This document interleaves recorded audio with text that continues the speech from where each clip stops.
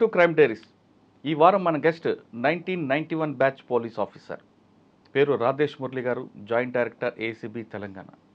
రాధేష్ మురళి గారు కంబైన్డ్ ఏపీలో police department వచ్చిన తర్వాత, రాష్ట్ర విభజన తర్వాత కొంతకాలం ఏపీలో, ప్రస్తుతం తెలంగాణలో పనిచేస్తున్నారు. ఆయన పోలీస్ టీంలో పనిచేస్తున్నప్పుడు కౌంటర్ ఇంటెలిజెన్స్కి ఒక సెపరేట్గా టీం పనిచేసిన వ్యక్తి.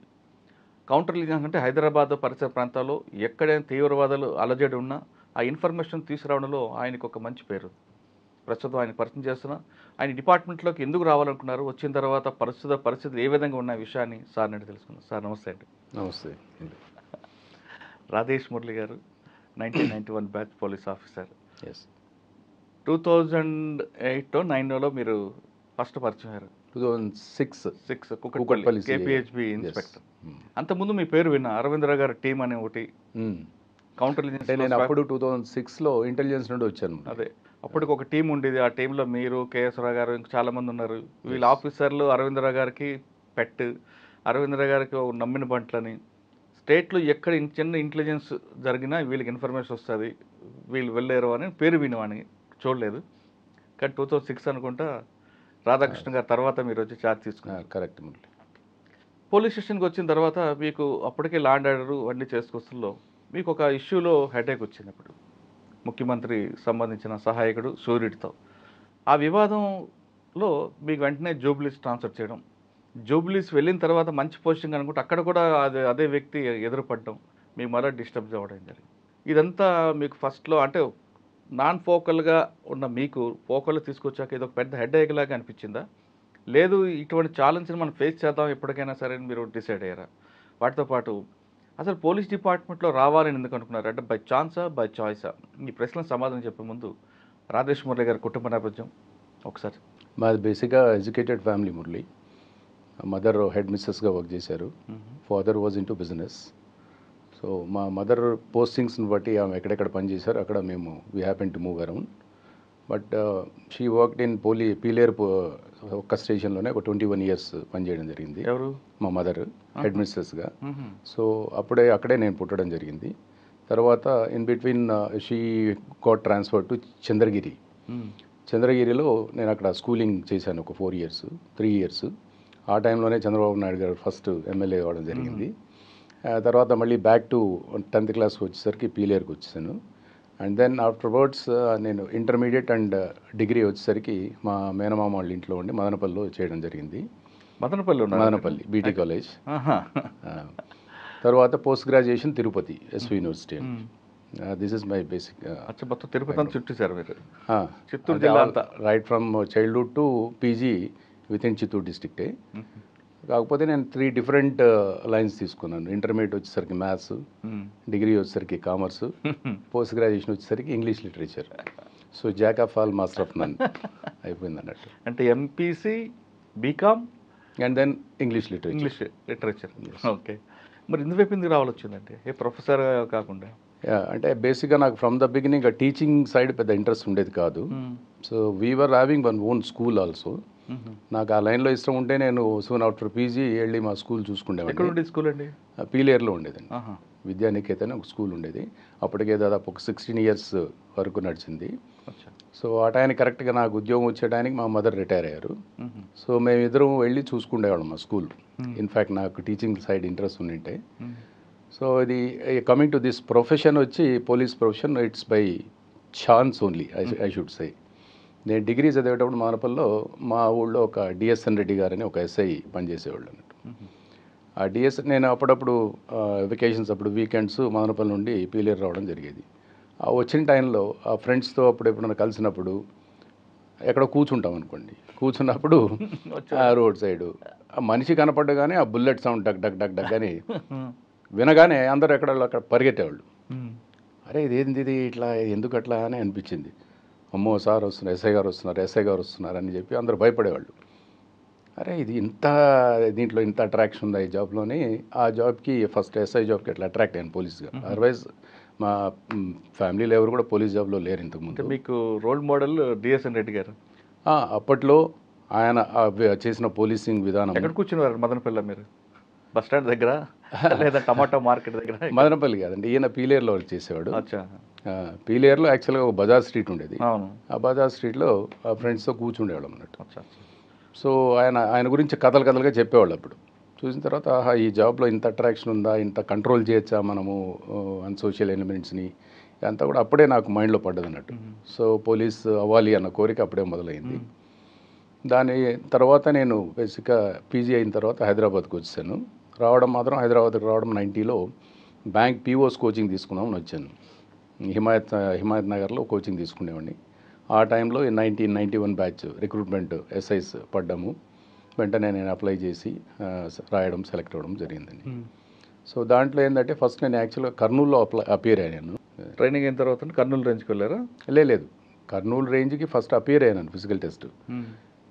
అపియర్ అయ్యి సెలెక్ట్ అయిన తర్వాత కూడా నాకు ఎందుకో హైదరాబాద్ అయితే బాగుంటుంది కదా, అన్నిటికీ పిల్లల ఎడ్యుకేషన్ కానీ మెడికల్ ఫెసిలిటీస్ అన్నట్టుగా మళ్ళీ వచ్చి ఒక 1 month జరిగింది సెలక్షన్స్. అప్పుడు మంత్ ఎండింగ్లో వచ్చి మళ్ళీ హైదరాబాద్లో అపియర్ అయ్యాను. హైదరాబాద్లో సెలెక్ట్ అయ్యి అట్లా సిటీ పోలీస్కి సెలెక్ట్ అయ్యాను అన్నట్టు. అప్పట్లో సిటీ పోలీసు Zone 7 అని ఉండేది.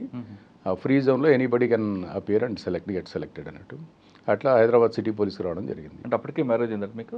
లేదండి, 92లో అయింది. 91 ఐ గాట్ సెలెక్టెడ్. 92 వరకు ట్రైనింగ్ అయింది. 92 మేలో బయటకు వచ్చాము. 92 ఆగస్ట్లో I got married. Okay sir, Hyderabad city జోన్కి వచ్చారు. ఫస్ట్ పోస్టింగ్ ఎక్కడండి? ఫస్ట్ పోస్టింగ్ సంతోష్ నగర్ అండి, ఓల్డ్ సిటీ. సో అప్పటికే రాలేదు, అక్కడ హిందీ రాదు, ఉర్దూ కదా అక్కడ.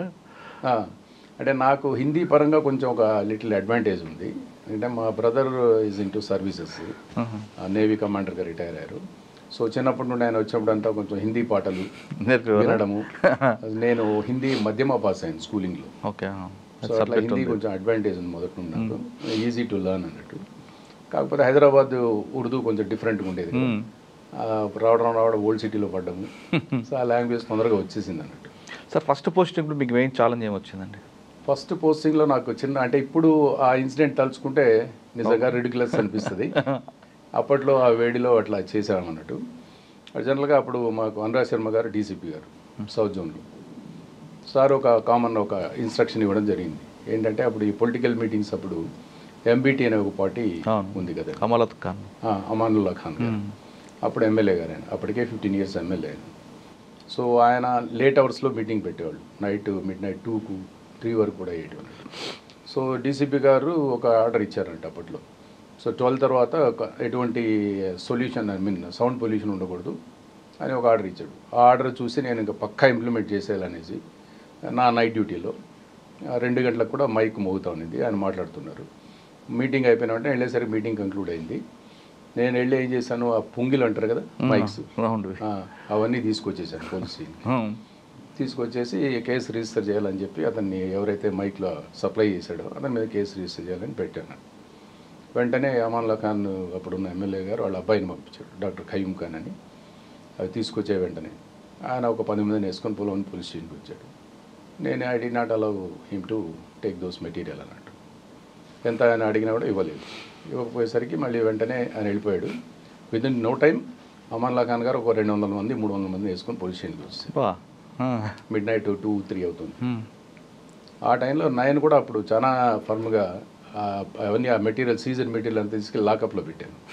పెట్టి లాక్ చేసి నైట్ డ్యూటీలో ఉన్న కానిస్టేబుల్స్ అందరిని కూడా పిలిపించేసి వాళ్ళకి వెపన్స్ ఇచ్చేసి పోలీస్ స్టేషన్ ముందర ఎంట్రన్స్ ముందర ఇట్లా అడ్డంగా నిలబెట్టేసి ఎవరిని ఎంటర్ కానికుండా అడుగున్నాను.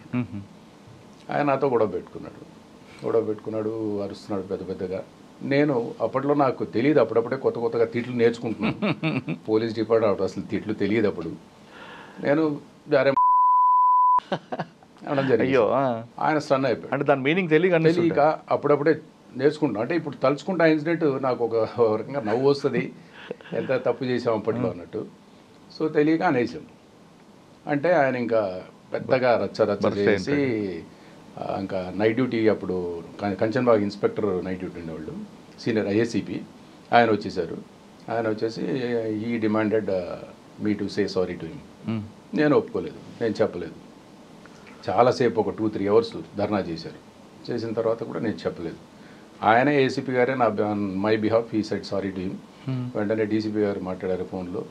మాట్లాడి డీసీపీ గారు కూడా అంటే అప్పట్లో పొలిటికల్ ఇంటర్ఫియరెన్స్ అట్లా ఏమి ఉండేది కాదు, ఎక్కువ ఉండేది కాదు, అసలు ఉండేది కాదు. దాంతో డీసీపీ గారే అసలు యాక్షన్ కూడా ఏం తీసుకోలేదు నా మీద. అంటే ఆ తిట్టకూడదని చెప్పారా, అలా మాట్లాడకూడదని? అంటే నేను 15 साल का एमएलए हूँ, तुम्हारा एसआई लौंड आया हूँ मेरे सामने, मेरे वैसा कह दिया అని ఆయన కంప్లైంట్ చేయడం జరిగింది డీసీపీ గారికి.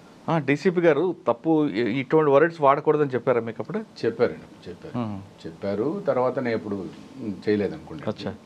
అప్పటికి ఇంకా ఆ వేడి వెరీ అంటే యంగ్, అప్పుడే ట్రైనింగ్ నుండి రావడము అది జరిగింది కాబట్టి అలా చేయడం జరిగింది. తర్వాత వాళ్ళు సబ్సైడ్ అయ్యి అందరూ రిట్రీట్ అయిపోయారు. But there was no action against me, only there was a suggestion from my DCP, ఇలా చేయకూడదు అన్నట్టుగా. అది ఇప్పటికీ గుర్తుంటుంది ఇన్సిడెంట్ అన్నట్టు. అక్కడ ఎంతకాలం అండి? 1 year? నేను 92లో రిపోర్ట్ చేసి 94 వరకు ఉన్నాను, 96 వరకు సంతోష్ నగరే. కానీ ఏమైందంటే సంతోష్ నగర్లో లాండ్ ఆర్డర్లో ఓన్లీ 1 year చేశారు. ఈ లోపల గంగాధర్ గారు అని, మాకు వై గంగాధర్ అని ఏసీపీగా వచ్చారు, గ్రూప్ 1 ఆఫీసర్. ఎట్లా గంగాధర్ గారు? మలక్పేట ఏసీపీగా వచ్చారు.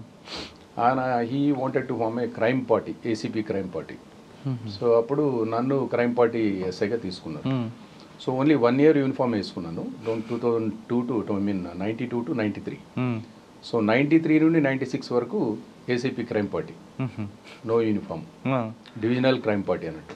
Okay, Malakpet division, Malakpet divisional crime party. So అప్పుడు నాకు టీం ఇచ్చేసారు, ఒక 10 మందిని కానిస్టేబుల్స్ని. నేను మొత్తం బాగా అంటే క్రైమ్ కూడా మంచి డిటెక్షన్ జరిగాయి అప్పట్లో.